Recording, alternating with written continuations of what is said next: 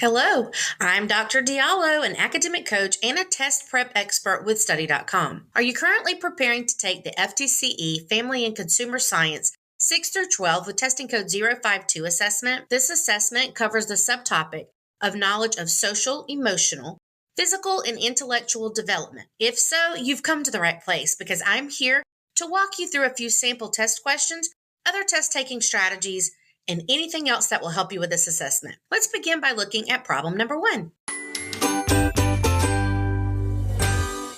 Which of the following theories suggests that younger children often learn better from slightly older children they associate with than adults?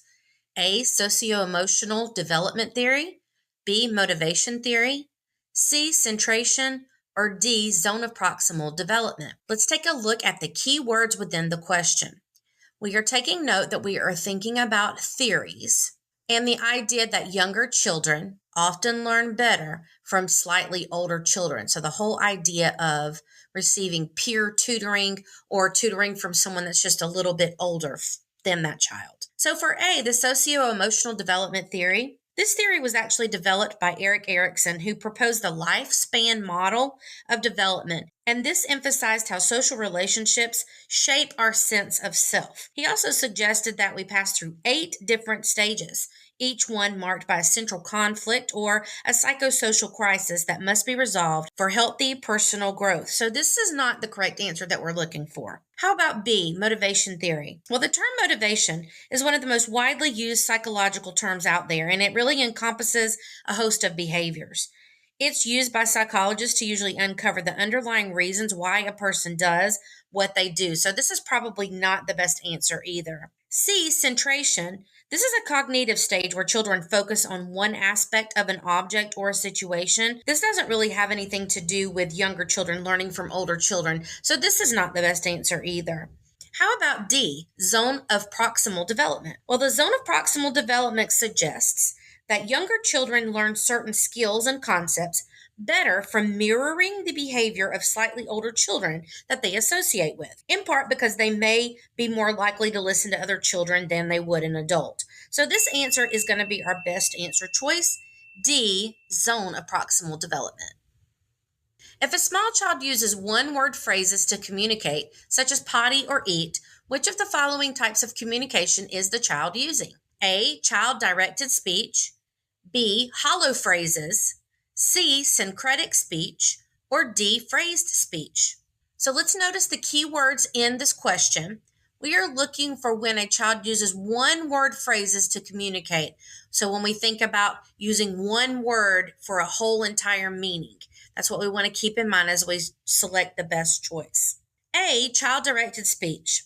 Well, this is a specialized form of verbal communication that adults will use when interacting with young children, usually characterized by higher-pitched, exaggerated intonation and simplified language, so I don't think that this quite fits what we're looking for.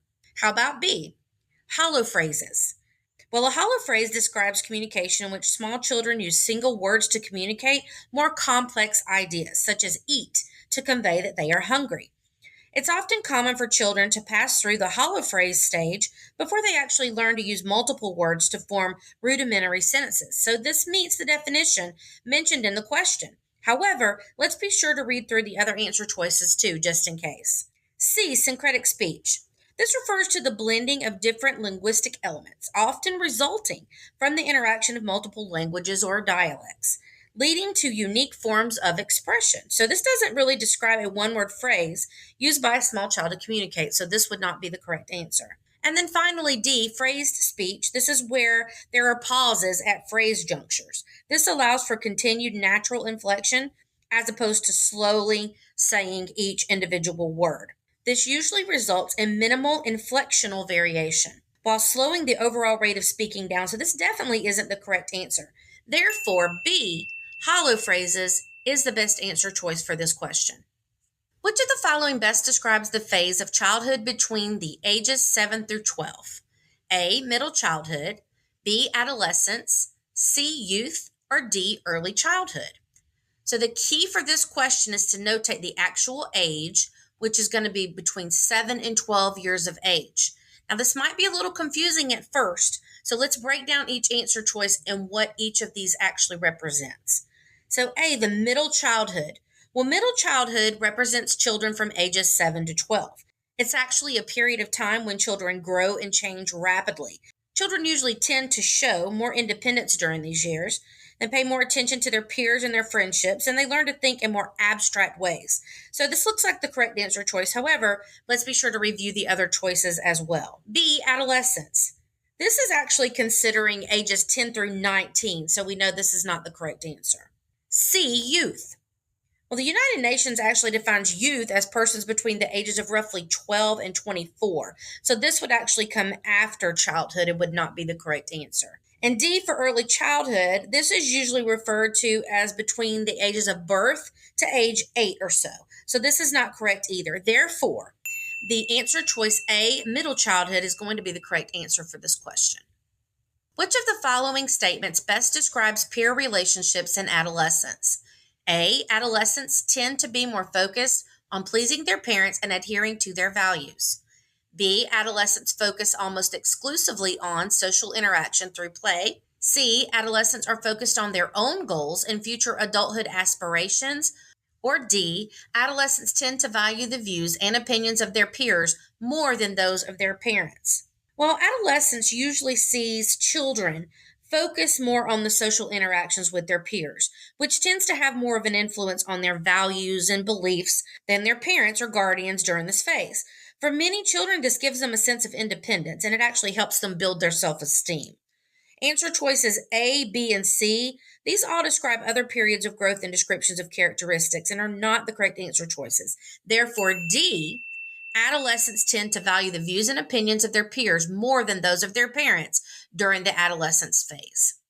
Hopefully you found that video to be informative and helpful. If so, be sure to check out more videos on this channel. Please remember to like and subscribe so you don't miss out on any more of our awesome video content. You can also get the latest of help from our website at study.com. As a member there, you can access short, targeted video lessons, extra study materials, personalized study plans, and hundreds of practice problems. Did you know that those that have utilized study.com's resources have a passing rate of 92%? Wishing you all the best on your test. Good luck!